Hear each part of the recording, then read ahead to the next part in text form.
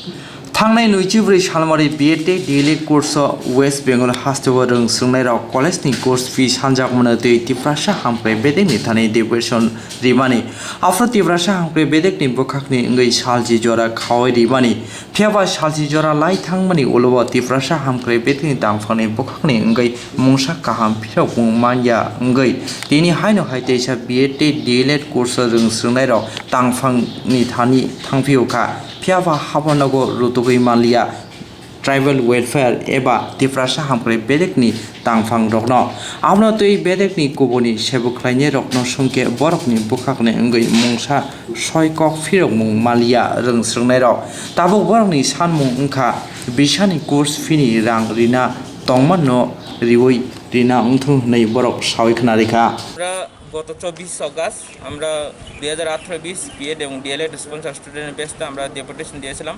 Deputation দেওয়ার কারণ হয়েছে আমাদের যে কোর্স ফি এক বছরের ওয়েলফেয়ার বা উপজাতি কল্যাণ দপ্তর অর্থতে মিটিয়ে দেয়নি, সে কারণে আমরা গত 24 তারিখ ডেপুটেশনে মিলিত হয়েছিলাম।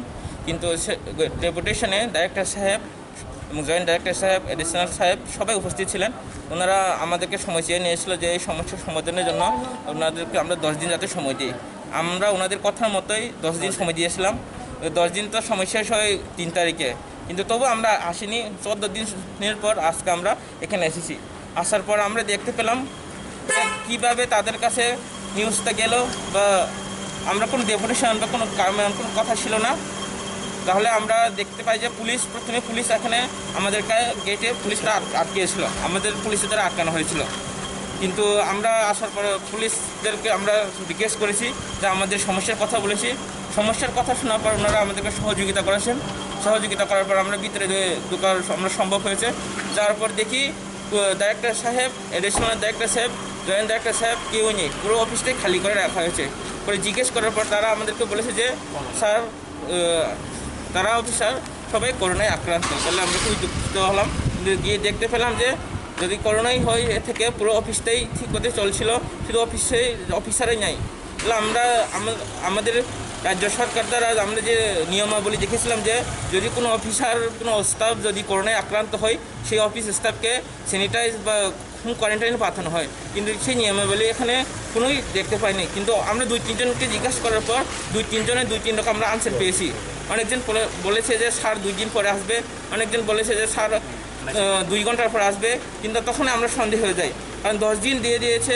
10 দিন অতিক্রান্ত হওয়ার পরেও আমরা কোনো আশানুরূপ ফল পাইনি। এখন আমাদেরকে অশ্লীল অকথ্য ভাষায় আমাদেরকে কলেজ থেকে আমাদের উপর হুমকি ধমকি দেওয়া হয় যে তোমরা যদি কোর্স ফি মিটিয়ে দেওয়া না হয় তাহলে আমাদের পরীক্ষায় বসতে দেওয়া হবে না, কারণ 2-3 দিন পরে আমাদের ফর্ম ফিল আপ শুরু হবে।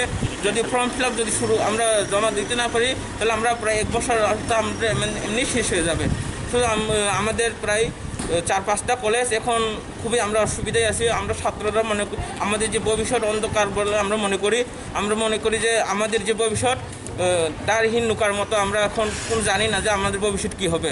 আর কয়েকটা কলেজ আছে যে আমরা নাম উল্লেখ করবো না, সে খুবই অকথ্য, খুবই এমন ভাষা যে আপনারা কল্পনাই করতে পারে না যে একজন কলেজের ডাইরেক্টর সে কীভাবে এইভাবে SMS করতে পারে। খুবই খারাপ। তাই আমরা মনে করছি যে এটা আমাদের পক্ষে খুব, কারণ আমাদের যারা BEd DLED আমরা মনে করি আমরা আগামী দিনের আমাদের উপজাতিদের আমরা মেরুদণ্ড বা শিক্ষক হবে বলে আমরা আশা করি। কিন্তু আমাদেরকে যদি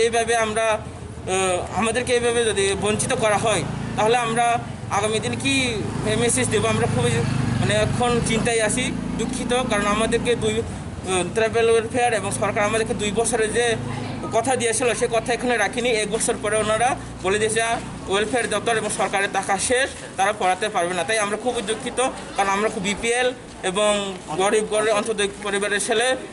তাই আমরা যদি এখন কোর্স ফি যদি আমরা দিতে হয়, তাহলে আমরা মনে করি আমরা আর আমাদের কোর্সটা সম্পন্ন করতে পারবো না। আপনার নাম? আমার নাম রজনী দেববর্মা। রেজিগনেশন আমরা কোনো সংগঠন না, ছাত্র, সবাই ছাত্র আর কি, BEd স্টুডেন্ট। কতজন স্টুডেন্ট আছে? আমরা 218 মতন আছে, 218 জন স্টুডেন্ট আছে BEd। আর অনেকজন দূরেতে আমরা তাই তাদেরকে মানা করে দিয়েছি যারা আগরতলার পাশাপাশি আমরা এসে যোগাযোগ করার জন্য।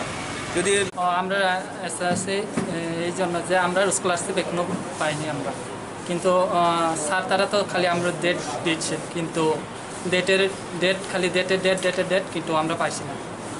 কতজন স্টুডেন্ট তোমরা আছো? আমরা আজকে আসছি প্রায় 20-25 জন। টোটাল কতজন আছো তোমরা স্টুডেন্ট? 60% এখনো পাইছি না। তারা কি বলছে, তারা তোমাদেরকে কি বলছে? এখনো পর্যন্ত কথা হচ্ছে না, একটু অপেক্ষা করার জন্য বলছে। তোমার নামটা? আমার নাম ওয়াশিংটন দেববর্মা, ডিডিএমসি কলেজ হয়।